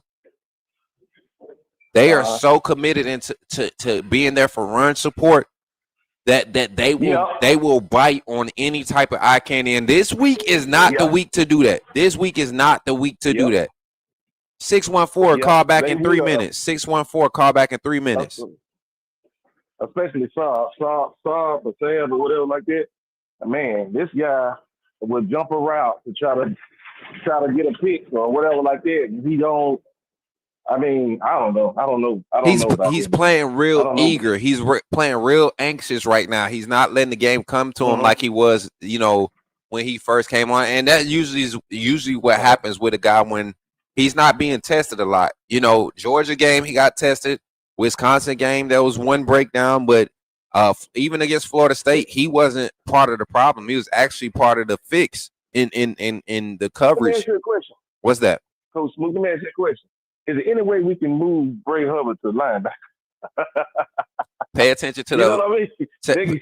Hey, pay attention to pre-snap alignment this game. I was so happy we didn't get to really break down the Georgia game, but he did move up. I did see him. Come on now. He moved up and look at where Deshaun Jones is playing more so now. He's more so in that overhang, but it's more so in the traditional strong safety alignment. We're seeing Alabama run more like a 3-4 nickel, just like Coach Saban ran. We're seeing Alabama run that pre-snap alignment. And if you go listen, oh my God, let me give myself a siren real quick, Jay, and then we got 1 minute, and then we're going to open the phone lines back up. I got to get myself a siren real quick, chat. Real quick. And this revelation, I don't know if y'all were watching my channel or were following my content. There was a clip I had out. Coach Kane Womnick. This was when they first came over and I was doing on scene. Coach Kane Womnick said something about this defense when it came to the schematics of it. He said the 4-2-5. I know everybody's used to Coach Saban's 3-4 nickel or the 4-3 nickel, whatever you want to call it. But his 4-2-5 is nothing but variations of the 3-4 nickel with the right personnel in place. And if you look at it, this is the second year under Kane Womnick. He's gotten some defensive linemen. Look at how the defensive line is made up. We don't see a lot of big bodies. We got 4 big bodies in that front that rotate. Then the rest of those guys are uber athletic defensive ends playing tackle, defensive end. You got one true nose tackle position, and then your linebackers, man, they're hybrids all over the field. Linebacker, inside linebacker, Mike, the weak side linebacker, the Wolf, the Bandit is an interchangeable position. But then you get to the second level, the Husky is your interchangeable position. He's your strong safety. He's also your Sam linebacker. He's also like he's your Jack in some of your defenses that Tyrann Mathieu type player. So this defense, the more you see these guys understanding, you see the adjustments that he's able to make, so we don't have to keep changing. And I'm seeing that rotation, that secondary rotation is still solid. As bad as we played against the run against Georgia, they did not hurt us in the past game. Jay, let me get your final thoughts so we can get this phone line open, brother. Okay. I was just gonna say I appreciate you. I watch all your videos you put up, and when you analyze a lot of things, a lot of stuff I don't think about until you point it out to me, and I'm like, oh man, I didn't even think about that. But a lot of times we have to be, I guess I won't say patient with Coach DeBoer too. Yeah. Because he's getting used to the SEC. He didn't have to come to work every day in the other league, but he started to learn because a lot of players started saying he's changed. He's nice, but he will get on you like Satan used to get on him. Yeah. So he's turning to, you know what I mean? Yeah. So he's beginning to understand, like, I got to be hard on these guys I got to stay on them. Because if I don't, they're gonna get relaxed, and especially some of the starters, they get relaxed. They think they got a position locked down. But guess what? It's lonely on their sideline. When you're used to playing and starting, it get lonely over there on their sideline. When you're not starting no more, and you got a freshman just took your place. You know what I mean? Facts. 100%, that's man. All I wanted to say. I appreciate you, Jay, for calling in, man, and Roll Tide. Right. Remember, we live again 8 p.m. tonight, man. You can call in tonight, give your score predictions and MVPs and all that good stuff, man. Okay. All right, brother. Take it easy, man. Roll Tide. Y'all give it up for Jay, man. Appreciate Jay for tapping in, man, and supporting the Coach Smook Network as always. Phone line is open, 334-625-1121. You all know Friday morning shows, we try to give each caller, 5 to 7 minutes. First caller usually gets the longest time. We got another caller on the line. Y'all know who it is. Call from Zach Willie. To accept, press 1. To send a voicemail, press 2. Yo. What's up, Zach? You in the game? Talk to me, man. What's good, Coach Smook and my AAA family? How are y'all this morning? Oh, we good, Zach. How are you? I'm good. Mm-hmm. I'm excited for tomorrow. You sound like you just rolling over, Zach. Yeah. But yeah, Don't get quiet on us now. Why you just not showing up, Zach? What's going on? You partying late last night? What's going on? No, I was actually up, ready to start, and I dozed off, and I woke up and rolled over and looked at the clock, and here I slept in. Oh, Lord. Crap. Yeah, I fell back asleep. I wasn't trying to fall back asleep. I just dozed off. Zach, I don't even want to talk football with you right now. I got a question for you. What's that? Rumor has it on these Bama streets, and Coach Smook always in something, right? I'm always in something. Caden in our chat talking, he said he was bullying Jackson and Jeffrey on the call-in show last night, and I know you be over there. You kind of like you support the other side. I appreciate you, and shout out to the 42 in the chat over here on YouTube. Continue to run the likes up, man. We only had 24 likes. We need our likes. We begging for them. But Zach, did you let Caden go in there and bully Jeffrey and Jackson last night? No. You know how Caden is. Caden was even saying he bullied you. I was like, no, he didn't. Caden. So Caden out here capping. Yeah. I knew it. You know what I'm saying? Like I just knew it. I just knew that's what Caden does, and he keep blowing the phone lines up to call in to talk about how he changed a flat tire on his Tonka truck or some crazy junk. He want to tell stories. He want to tell, and I can't. Yeah. But Zach, like, what's up with him? Like, Ohio State is not on anybody's mind right now. Like they've almost been forgotten. As good as they've played nobody. But like Texas is overrated. Nobody's been talking about you since week 1. Why are you so adamant about showing up to a Bama channel to talk about Ohio State? Right. That don't make sense. I'm confused. All right, Zach. What's your thoughts, man? We got about 3 minutes. We're gonna open the phone lines back up. What's your thoughts about this Alabama Vandy game, brother? Yes. Number one, Damani, we need you to contain the edge better this game. We know you can do it. You did it last year. Like you and Jay was saying a while ago. Yeah. I mean, you can do it. We know you can. Just come out and give us 110% effort and do your job. Otherwise, if you're not going to do your job, then we'll find somebody who will.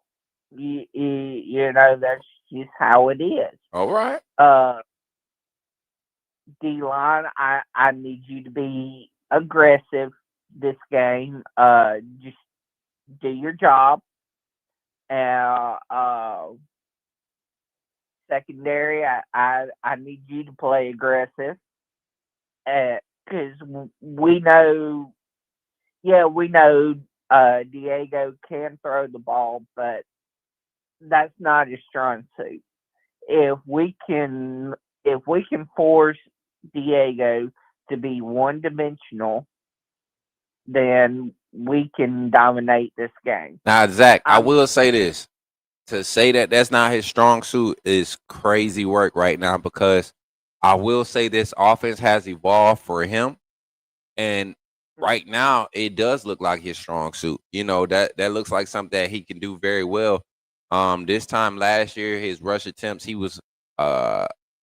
had 34 more rush attempts and 26 less pass attempts.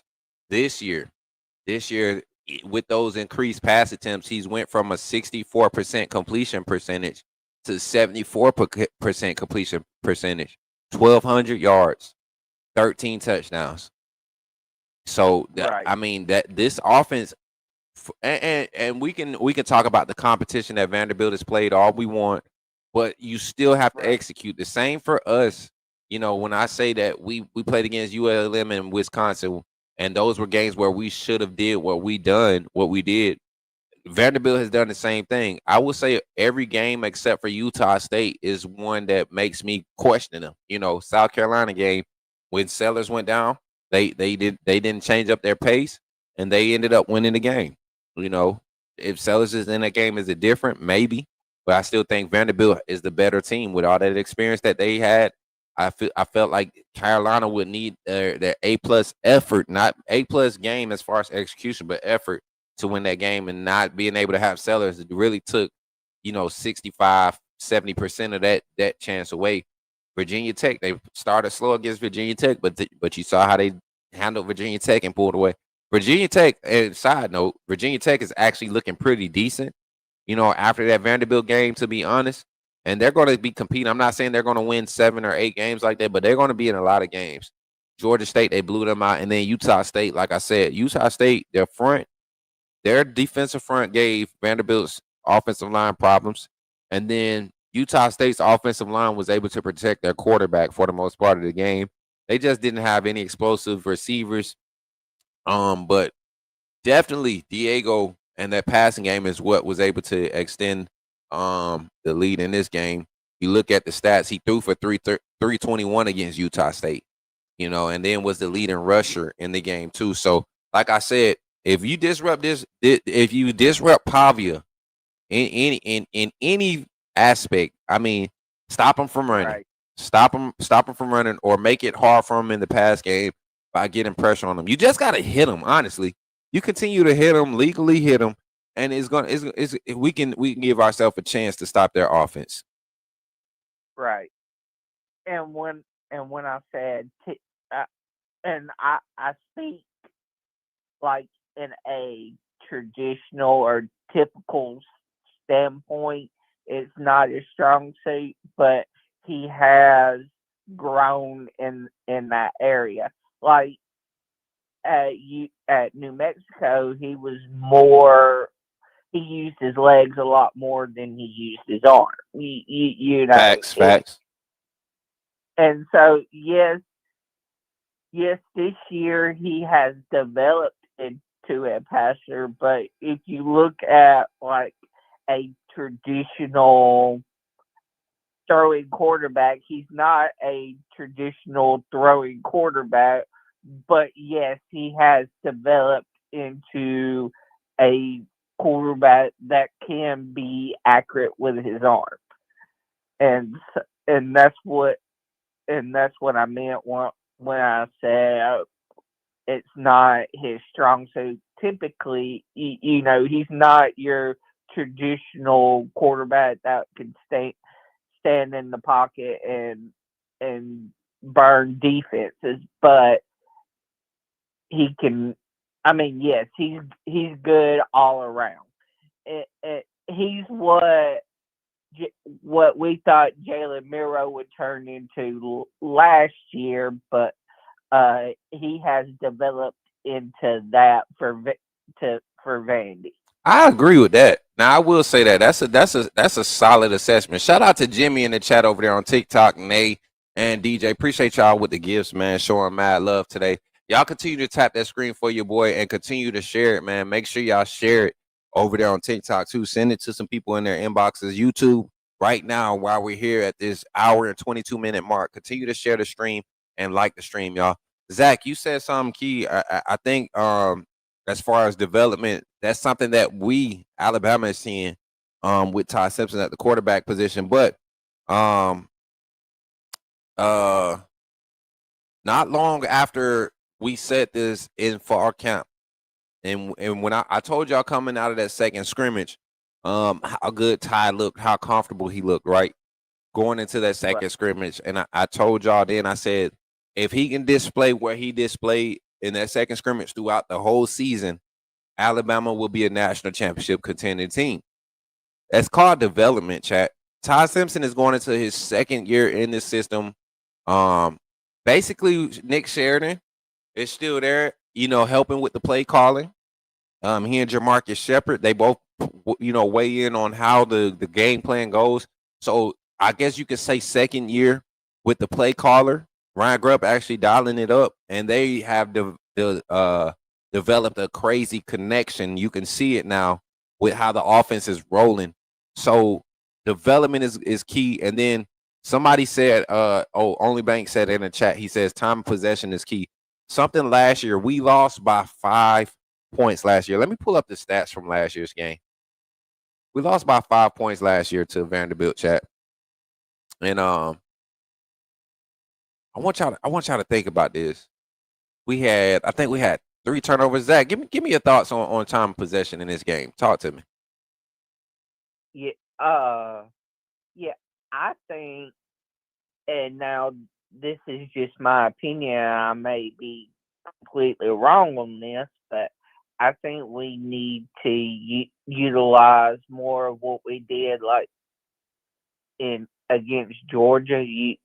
Just slowing the game down, keeping it away, trying to keep it away from Vandy, and just going out there, and because if we go out there and score fast, that gives us gives our defense more of a chance to make mistakes, so to speak. So check this out, Zach. So check this out, and this is where it comes in at for me. The time of possession, and I think I seen Jordan just put it 17 minutes. The stat line from last year, you had time possession 17 minutes and 52 seconds for Alabama, 42 minutes and 8 seconds for Vanderbilt. First downs, Alabama still was able to manage to get 50% on third down conversion. Vanderbilt had a very efficient conversion rate on offense. So Vanderbilt's defense really didn't shut down our offense. I know we sputtered at spots in the game, but they didn't shut us down. We was able to score in every quarter of that game. And the defense gave us opportunities to take the lead in the third quarter. When we scored those quick 14, we could have been up. We should have scored 28 in the third quarter. We had 3 extra possessions. So, and then the turnover battle, Jalen Miro's 1 interception and then a fumble. That was the difference in the game that gave Vanderbilt, that evened out the possession game. And that's why you see them only win by 1 possession. But that time of possession battle is key. Also, penalties. Alabama has been the least penalized team the last 2 weeks in the SEC. Of all 16 teams in the SEC, Alabama has been the least penalized team, chat. Let's give it up for Bama Nation. The least penalized team in the conference for 2 weeks in a row, that's quality. That's quality execution. Zach, final thoughts. Final thoughts so we can get this phone line open. We're gonna do call-in score predictions and stuff later on today. Yeah. But yeah, and going off what you said, we just need to keep being a disciplined team on the field, not getting a bunch of penalties, just not being undisciplined, and making tackles in the backfield. Facts. If we can do those two things, we win the game. 100%, man. 100%, man. That's the gist of it for the most part. Yep. All right, man. Well, Zach, I appreciate you calling in, buddy, and roll tide, man. Roll tide. All right, buddy. We got another call on the line, y'all. Let's see who it is. Oh, I know who it is. Let's see. Call from Caden the Diesel Freak from Madison County, Ohio. to accept, press 1. To send a voicemail.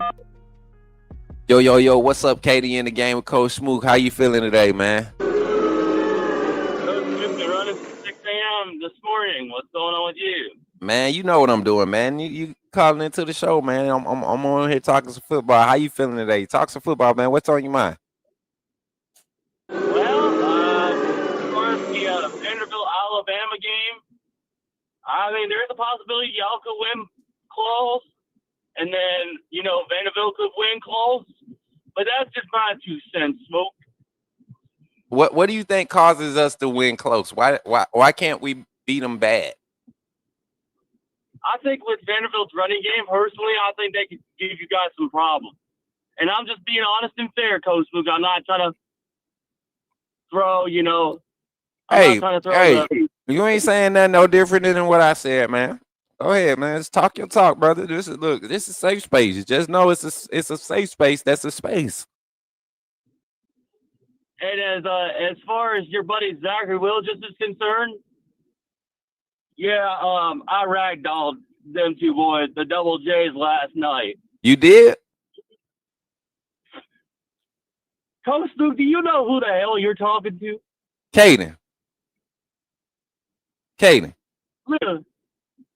you know? Caden. You're talking to the International Harvester driving, Mountain Dew drinking, hell raising, foul mouth, finger gesturing, tough SOB to walk this earth. That's who you're talking to right now. Caden.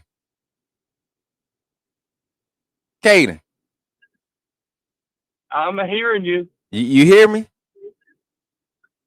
Damn right. I don't give a who you think you are, man. Like what you thought you was coming on here to do today, man? Is you coming on here with your great value Rick Ross saying what is his name? Ric Flair, not Rick Ross, but Ric Flair saying, trying to intimidate some Bama fans. Listen, I keep telling you, Caden, you riding this little Ohio State high horse, right? Y'all disappear. Y'all show up every 5 years, I understand. But Caden, we are not the same. The University of Alabama and the University of Ohio State are not the same.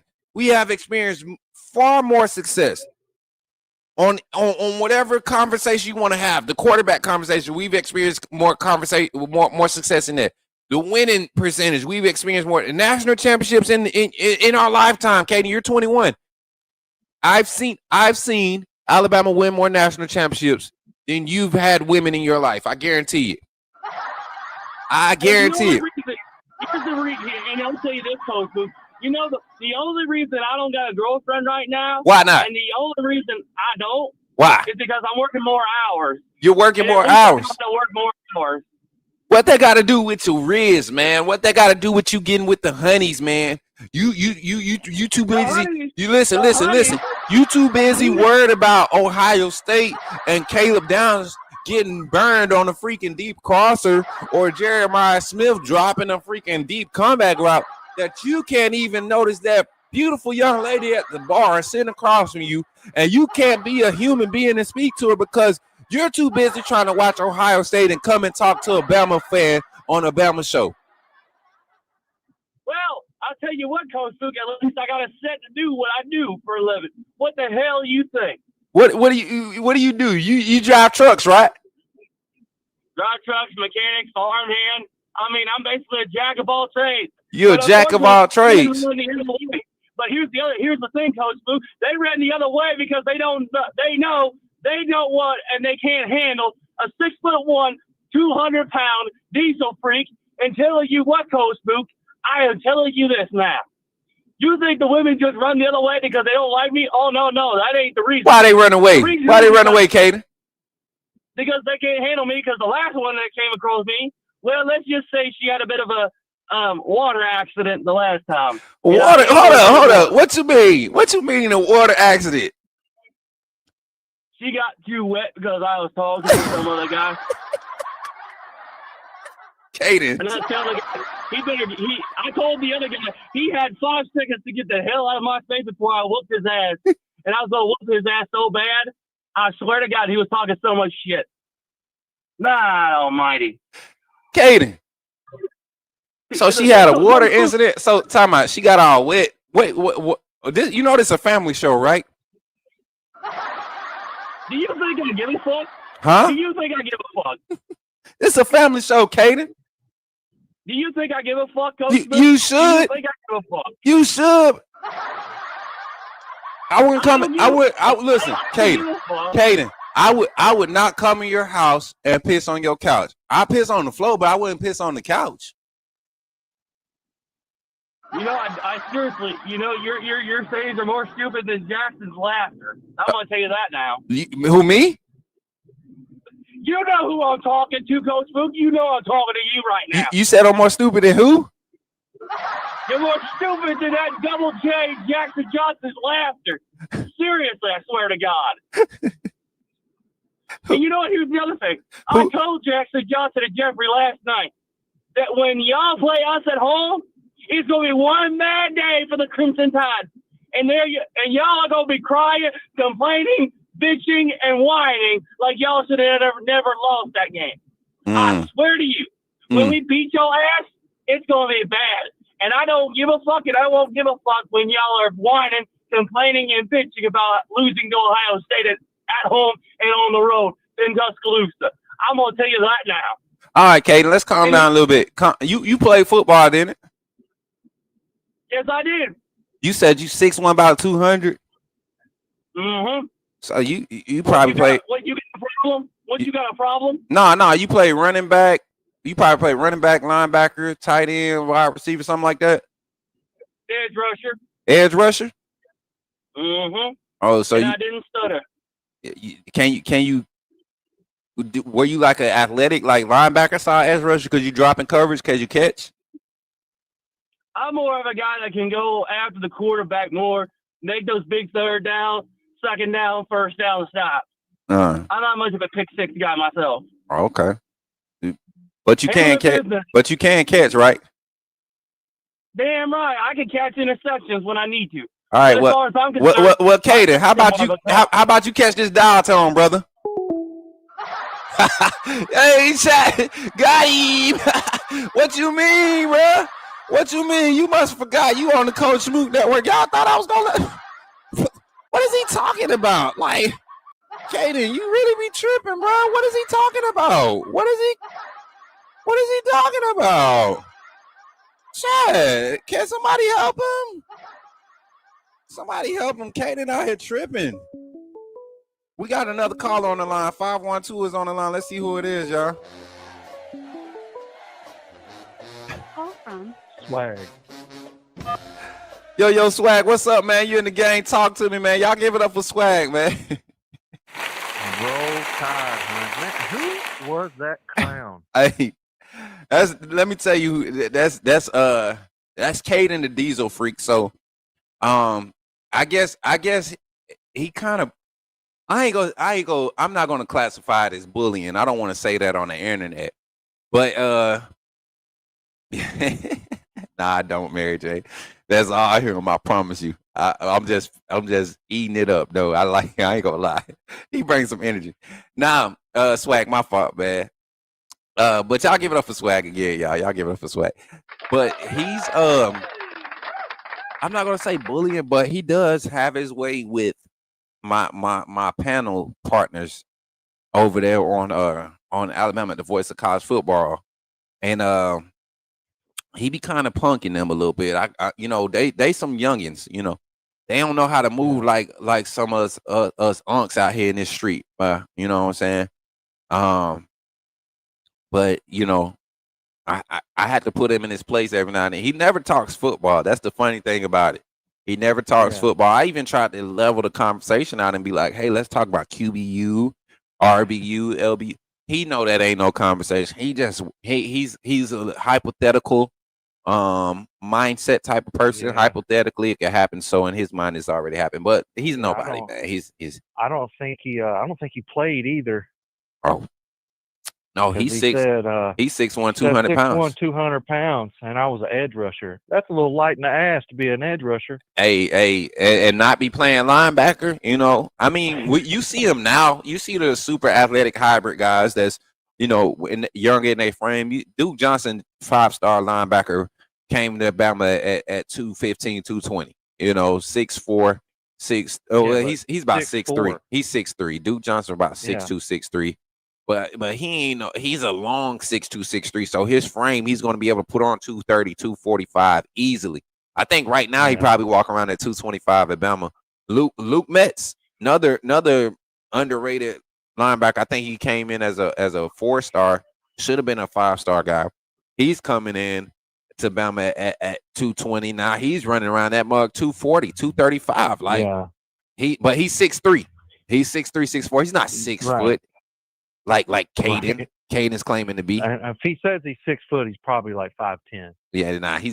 I'm pretty sure if he's a truck driver talking like that, he like 5'9", bro. He got a little man complex. Yeah.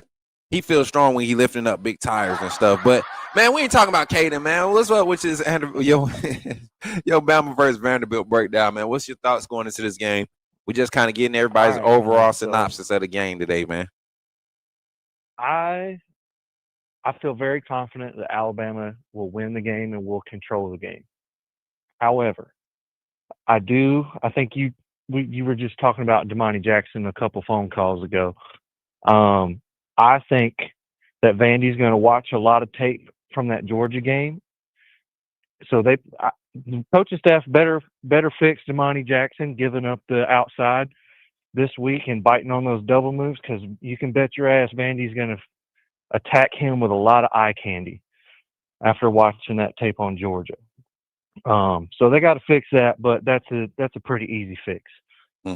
So outside of that, I'm pretty confident. I think Alabama will win the game. I think they'll control the game. I don't think there will ever be a point in this game where you will think that Vandy has any type of control on the game at all. I think Alabama will control it from start to finish, just like they did with Georgia. And they do that kind of the same kind of game plan they had against Georgia, slowing the play down, letting Ty, make his checks and make his reads and all that stuff. And I think they'll control the game from start to finish.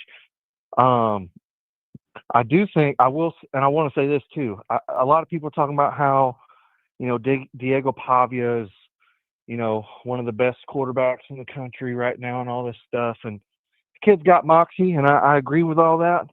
But Vanderbilt as a team, they have never played against a top program like Alabama where they were circled on the schedule before. That's never happened. They've never played in an atmosphere like they're about to play in tomorrow, because the fans are pissed off from last year. The players are going to be pissed off from last year. This is going to be a totally different ball game. This is going to be new waters for Vandy. They've never experienced what they're about to experience tomorrow. So the question is, can they live up to that moment, or will they crumble under pressure? That's kind of how I look at it. I think it's pretty hard to go into that moment first time ever experiencing something like that and not make any mistakes. I think they're going to make some mistakes, and Bama just needs to capitalize on them. Right. That's my first thoughts. Yeah, and I agree with a lot of what you said. As far as the overall temperature of the game, I'm very confident that Alabama will win. And I just turned back to the stats last year. This is a more experienced team, but they're dealing with a more cohesive team in Alabama. We may not have all the graduate transfer seniors, but we have one of the most veteran offensive lines, just like they do in all of college football. And we have a lot of snaps across our offensive line. They got a lot of guys that are maybe veteran, presence, but these are their first real snaps, and they just so happen to fit in a scheme that's perfect for them. But I got to keep looking back at Vanderbilt's competition level up until this point, and I don't think that they've seen this level of a SEC caliber team. And I say this level because Alabama just went in and we controlled a whole game against Georgia in their house in Sanford Stadium, bro. That is, I don't care what nobody says. We could have won that game 24-23. We could have won that game 17-12. Whatever. The fact that you go in there and you have two penalties, and never lost the lead. And didn't score in the second half. Mind you, we did not score in the second half. We ran the ball efficiently. It wasn't explosive. We did what we've been doing every week. We've had an explosive in our past games. We've ran the ball decent, and we've had the extension of the run game be effective for us. Defensively, bend but don't break. Bend but don't break. That's what we've been for forever under Kane Womack. There's been some games where we've shown up and we've been dominant, but bend but don't break defense. Look at the game against South Carolina. That was probably the most complete defensive game I've seen this team play against a quality offense where the schemes do not where they clash, right? The philosophy of the defense and the philosophy of their offense, it clashed. And now we see a defense needing to make small adjustments, and it's the basics, bro. Stuff you learned as a middle school player. Leverage and containment as a corner, run containment on the edge, and then you're tackling, form tackling. And I need somebody to clarify something. Did James, I can't remember, and I was trying to watch the game again last night, but I fell asleep. Did James Smith get thrown out for the first half of this game too? Yeah, because he got ejected in the second half. Okay. He had just got back in this game against Georgia. In the second half, if I'm not mistaken. Yeah. He didn't start the first half. I don't think he was able to play the first half. Yeah, I'm not sure, but I know he did get ejected in the second half, so he has to sit the first half of this game. So, and I'm not too worried about that because I will tell you something about this. Jordan Renard, Edric Hill, Landon Simmons, that trio of the three-man front is our most effective. Go back and watch the Georgia game. I know Tim Keenan had some big moments. He had some big impact, but most of his impact was not on the pass rush. It was on the run game. When they tried to hit the interior, those 2.1 yards per carry, he was in on 7 of those stops. He was only in on 7 of those. And mind you, we had 29 rush attempts outside of the 6 explosives, 29 rush attempts. They were able to bottle up this defense to average 2.3 yards per carry. I mean, this defense was able to average bottle up Georgia's run game to 2.3 yards per carry. Right. So the run game works. We just got to do those 6 plays. You take away 4 of those, nobody's talking about how bad the run defense looks because the way that they happen is because you can't lose containment on the perimeter. Yeah, I mean, you just can't, as the outside corner, man, you cannot give up the outside. Give up the inside. I'm okay with an 8 to 10 yard gain right there, but you can't let them get outside for 40. Cause then you can leverage your safety. You can base a line with too high and roll in on cadence. You got 10 other guys to the inside. Yes. Let them go to the inside. And I'm just talking about pre-snap because that's where a lot of people think the issue is pre-snap, but no, it's not necessarily the alignment pre-snap. If Damani Jackson is the backside corner, right, there is no receiver, to the boundary where he is. His alignment should be, no more than 4 yards outside the tackle. Or if there's a tight end on that side, no more than 4 yards outside the tackle, 7 to 9 yards off the ball. You're almost playing like a linebacker safety level. And you should be contained. You should be the last line of defense to the sideline. Yep. And then when you have to use the sideline to your advantage on any outcutting routes, that's what you use the sideline for. But on the run game, you cut the sideline off. You use the sideline as your boundary, and you force everything back inside to the field of play. Yeah. You can't force anything to the sideline when you're hooked head up. Final thought, Swag, so we can get this phone line back up, man. Like I said, man, I think Bama will control the game from start to finish. As long as they don't make the small mental mistakes like a few of those plays against Georgia. They got to be there. They got to have some serious eye discipline in this game because Vandy is going to have some eye candy dialed up, and they're going to attack people that have showed some weakness against eye candy this year. So they got to work on that. But as long as they can clean some of that stuff up, I don't think Vandy really has a shot. And Diego Pavi's been talking some mad shit. So I hope that they're playing those comments in every meeting this week. And I hope the players go in there pissed off because I think they play best when they're mad. 100%, man. Yeah. I mean, and my thing is this is a team that shouldn't need any external motivation. I say faceless opponent concept is the main focus or the main mindset there should be. And if you show up and you play every team like you played Georgia, like you played ULM, like you played, like the funny thing is, and I'm gonna let you go after this. The funny thing is, this team has showed up and they haven't been the same team yet. The only consistent there's been, and this is something that I've seen with Kalen DeBoer programs through every stop, from the NAIA level all the way up to now. That second year, third or fourth game in, it seems to click at every program. And they don't necessarily blow teams out. He's never been anywhere to really establish something and stay to see it through to like Coach Saban did for 17 years. He's always been pulled to a better spot after year two because of how quick his turnaround is. We're seeing that happen right now at Alabama, and because of that, we might see a 6-7 year stretch of dominance from Alabama from Coach Kalen DeBoer. He may lose some staffers. I know, hey, Kane Womack won't be there long. Shep won't be there long. Grubb won't be there long, right? Yeah. Like, when Sheridan is handed the job again as OC, we'll know that's when Kalen DeBoer's era is coming to the end. Yeah. Trust and believe. I'm making that crazy prediction right now. But, Swag, I appreciate you for calling in, man, and roll tide, my brother. Roll tide, man. Y'all give it up for my brother Swag, man. Jumping in the game with your boy. Hey, we got time for one more phone call, man. We got about 4 minutes. So when you call in, be ready to talk about what you got to talk about so we can talk what we got to talk and do what we got to do and get up out of here like your boy Blue. Coach Smook, call in. Coach Smook live call-in show, man. College football. Alabama versus Vandy is the topic of conversation on the day. 863. Let's see who it is. Call from Dylan Durham. Dylan Durham, you're in the game with Coach Smook, man. How you doing today, man? What's up, Coach? Man, nothing much, man. Hey, shout out to Dylan, y'all. Dylan was the one that gave that donated the free ticket to the game this Saturday, chat. And even though I can't do my vlog content, I might just be going as a fan and enjoying the game and trying to make it back for the call-in show that night. I'm just trying to iron out some details. I got the puppies here. A lot of stuff I didn't consider, but got some other things we want to do too Saturday. So we're still making this plan. Listen, today's Friday.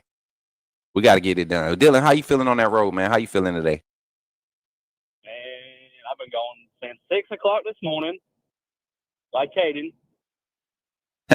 By the way, Caden, if you 6 foot, 200 pounds, you played bench at the JV level. They say Caden said he played edge, the edge of the bench. The edge of the bench. That's what Dylan said. Talk about the game this weekend, though, man. And I know you're going to be there. What's just talk about it, man. First of all, your excitement for being at this game, knowing what's around it, and then just talk about your thoughts about this game and how it could turn out. Knowing what's around it, college game day is going to be there. 3:30 Eastern time. I still got to get used to the Central time. So it's prime time for college football on ABC. Revenge game. Diego Pavia's mentor, I guess, Johnny Manziel's going to be on the sideline. People are acting like Johnny Manziel's going to be suiting up for them. Apparently that makes a difference with him being on the sideline for the Vanderbilt. But hammer to the over, tied by 10. Tied by 10? Yeah, tied covers the spread. Okay, I like that. And I keep telling people, and a lot of people, they'll try to misconstrue and say that sounds fair weather. No, I know football. And this, like last year, I said, Vanderbilt shouldn't have been able to hang with our roster last year. The way that we played offense last year. Listen to these stats. I just want to talk about these stats real quick. Name another game in college football anywhere else where a quarterback can go 18 to 24 in passing, 310 total yards. Your offense, not necessarily explosive in the run game, but averaging 4 yards per rush. You only run the ball 21 times. You ran a total of 45 offensive plays, and you scored 35 points, and you lose by 5 points with 2 turnovers.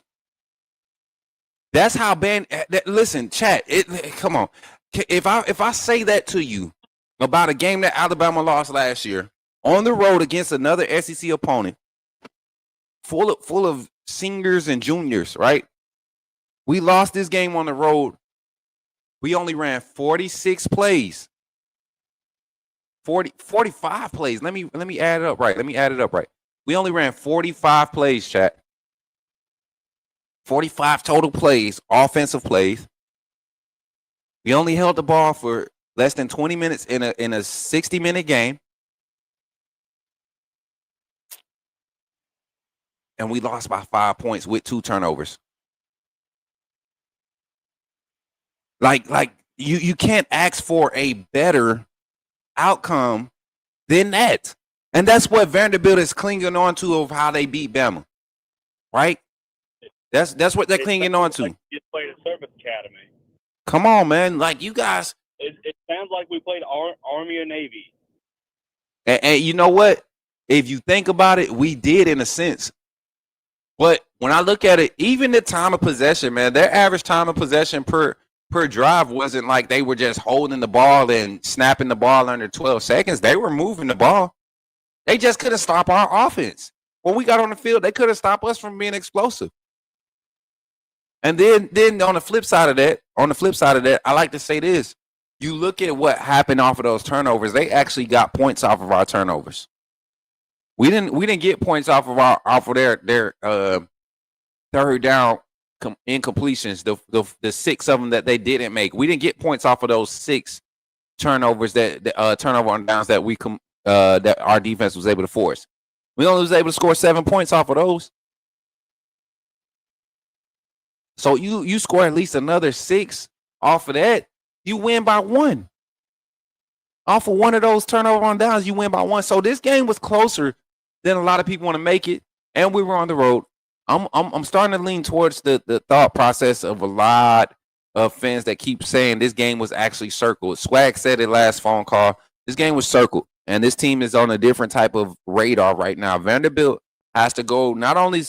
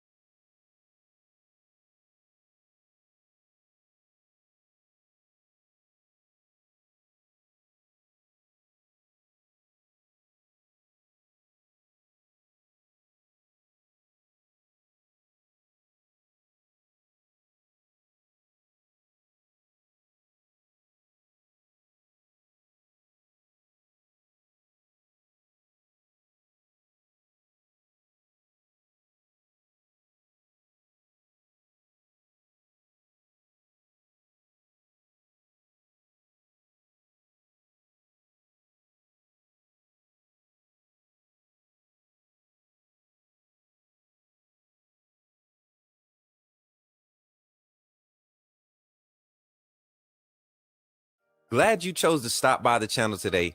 Just wanted to give you an opportunity to really become a part of this community here at the Coach Smook Network.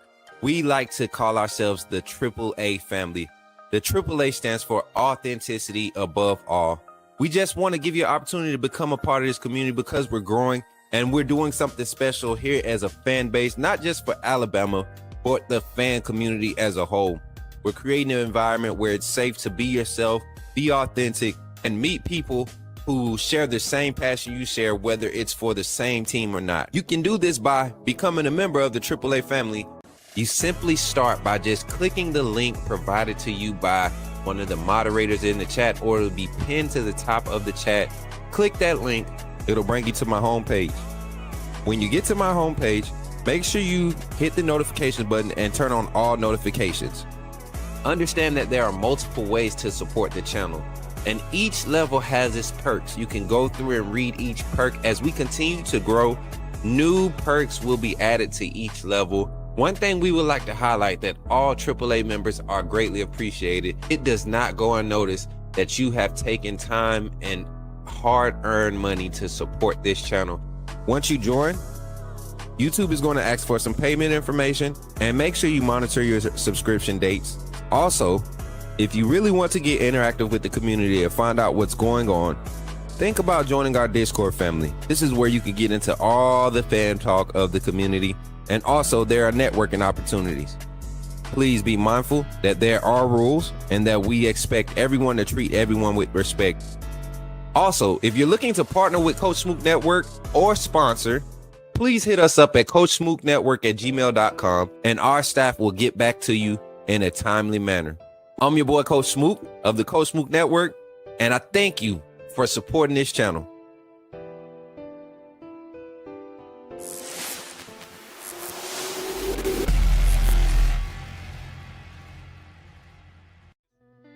Bama Nation, let's turn the page from week 1. I think we all could look back on this game and say that's not the Bama team we expected to show up this season. It's fair. I understand. But this Saturday, we get to march back into Bryant-Denny Stadium at Saban Field. And this stadium, this fan base, this team, this staff, they have a hunger for redemption. Last year's loss to Vanderbilt was so embarrassing. But this year, since week 2, I've seen a different fire in this team. This ain't the time to get quiet. Ain't no time to be nervous. This team is ready. Bama, 34, Vanderbilt, 17.